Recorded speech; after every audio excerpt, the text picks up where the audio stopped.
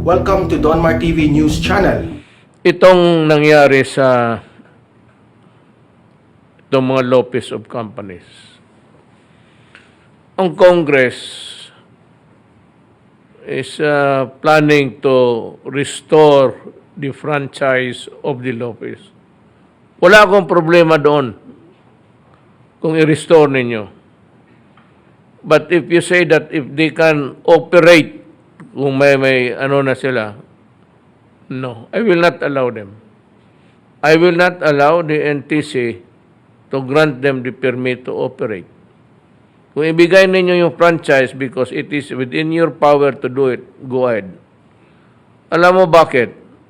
Unless and until mabayaran ng mga Lopez ang taxes nila, I will ignore your franchise and I will not give them the license to operate. Kalokohan yan. Parang binigyan mo sila ng price for their being for committing criminal acts. Ito yung pinagbili ng Lopez, yung Lopez of companies kasi maraming utang. So binili nila na lahat, pati yung mga utang pinagbili ng Lopez doon sa DBP. Mayroon akong kulang dito because I am not quite familiar. Ito lang akin eh. Pero ito dumating sa akin and I said in my official capacity as a government worker. Ngayon, pinagbili ng Lopez doon sa DBP. Binili ng DBP. Tapos, merong batas, SPAV. Yung SPAV is a law that was made to help ailing banking institutions. Ayawan ko, ito bangko ito, pero napabili nila ang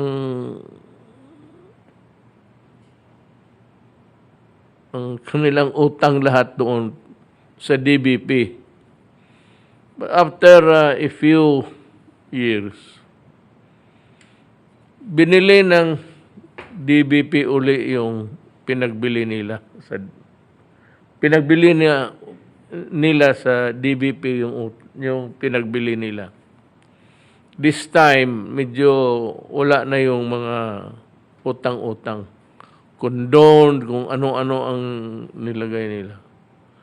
Ngayon, unless it is clear, I think Congress, I understand, started an investigation but stopped nung dumating na sila dito kay Lopez. There were so many investigations about banking except that pagdating sa kila Lopez,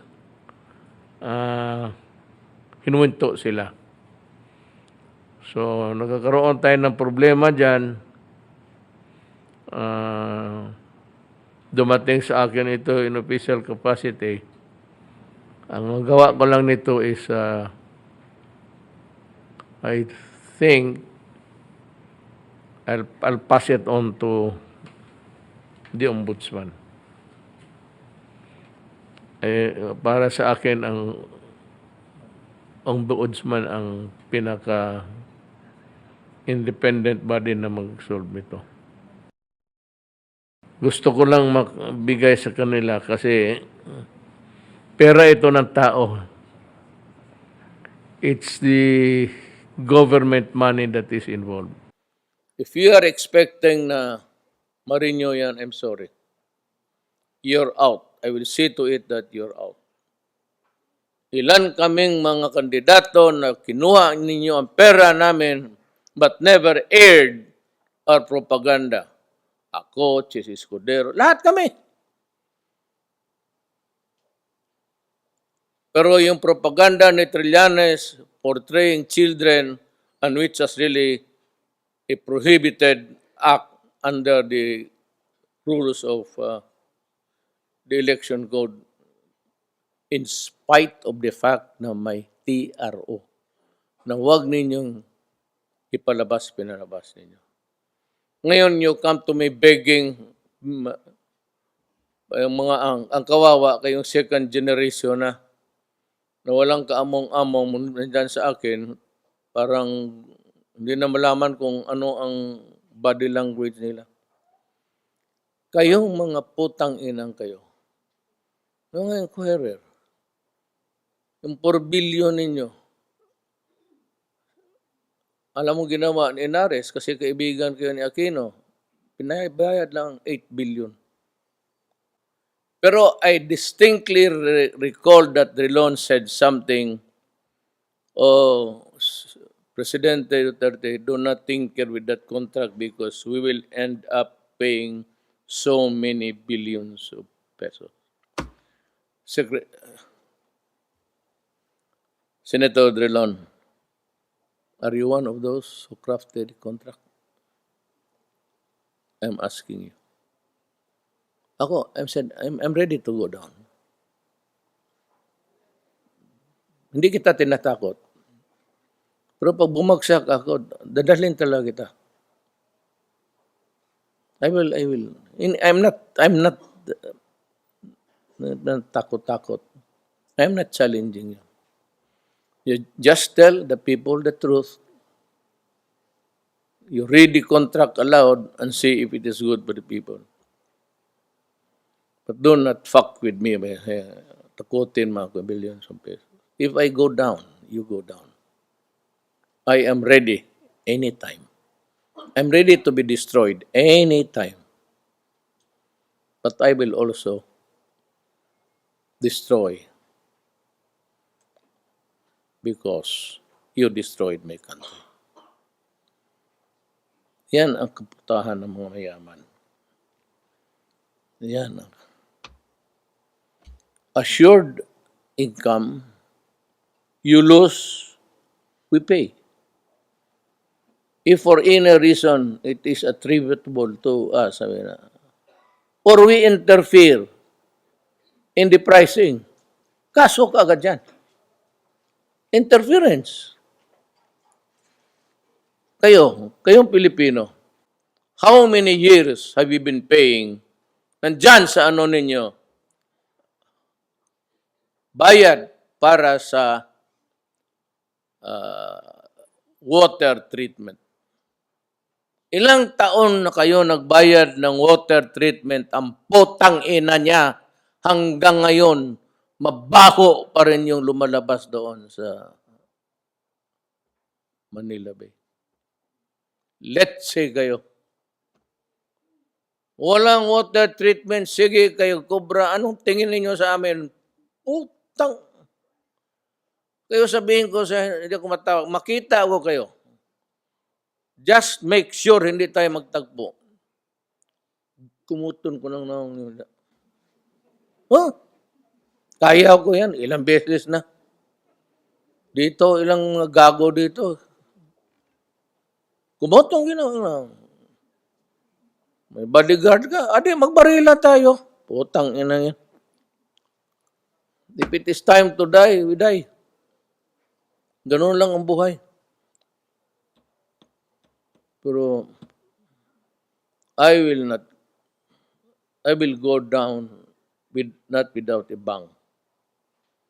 Gusto ko lang malaman ng Pilipino bago ka matapos. Kailan man yan, bukas, or I may or I may not complete my term. It could be tomorrow, it could be day after. But gusto ko lang malaman ng mga Pilipino that may dumaan na presidente who really loves his country. Ako, masama lang bunganga ako. Pero magturo kayo ng anong bagay na hindi ko ginawa. Corruption, I'm still at it. I have fired 5 cabinet members, all of them are my friends, for corruption. Give you free education. Mayroon ng hospitalization, may malasakit na. Farmers, When I went there, kayo mga, sarap ko mga NPA, sabi ko, balain ko yung irrigation. Binigay ko. Ganon ko kayo kama. Wala ko na akong ano, yung opposition na sige na wala akong ginawa. At itong may mga kolumnista na ulol, isa pa yan. They try to speculate about what I'm supposed to. Hindi ko talaga patakbayin yung anak ko. I'm telling Sarah now, again, for the end time, do not run. Reason ko, maawa ako sa iyo, anak kita. Except for your patriotism, for your love of country.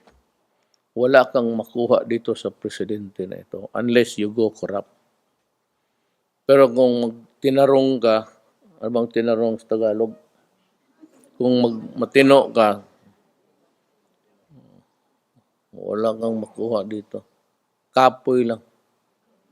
The endless travel, you go there, tomorrow you go to the policeman or lying state.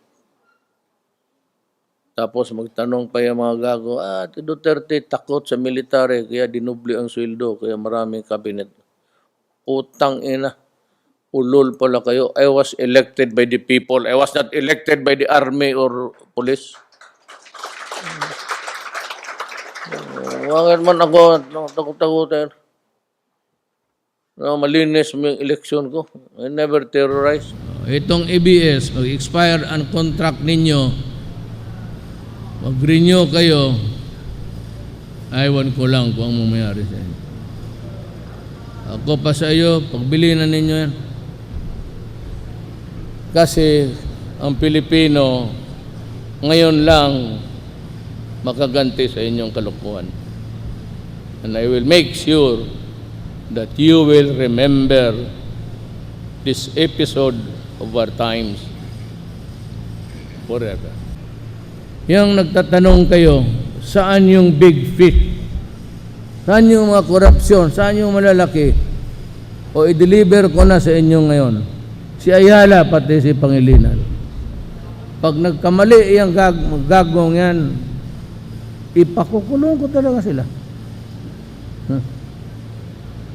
Kita mo, baski anong insulto ko, hindi na sumasagot.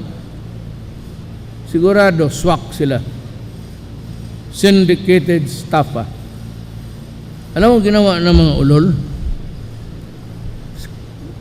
Water distributor lang itong mga buang na ito. Pero as it turned out, sila na yung pinakamayaman at akala mo sila yung may-ari ng tubig. Kaya doon sa kontrata, sila lang ang pwedeng mag-increase, hindi ang gobyerno. We surrendered sovereignty on that. Because sa kontrata binigyan niya, ang tubig is just a commodity. It is not a part of the natural resource of the country, which is really a crooked way of interpreting a constitution. Nandoon yan. Tapos kanilang corporate tax, instead of giving it to government, ipasa nila sa consumers.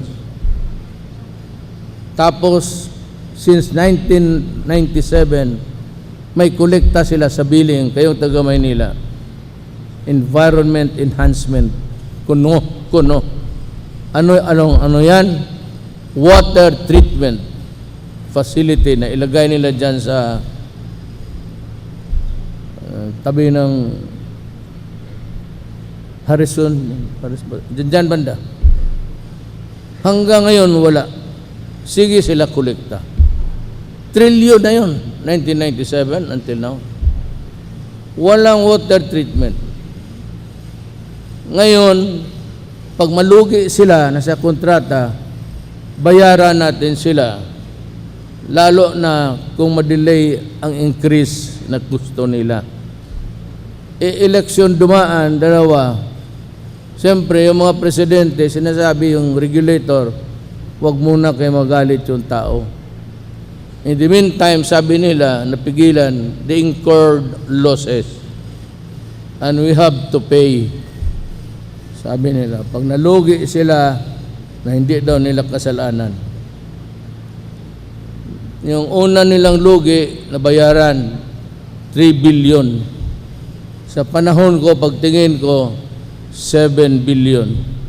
Sabi ko, tell them, this is a fucking contract. I will not pay. On the other hand, habulin ko sila. Abogado ako, isang tingin ko lang, sabi ko, mali ito. And if you lawyers, pag may kopya kayo, if you put it side by side with the anti-graft and corrupt practices, it's Republic Act 3019, tignan mo doon, lahat ng sinasabi ng anti-graft pinagbabawal nandoon sa kontrata.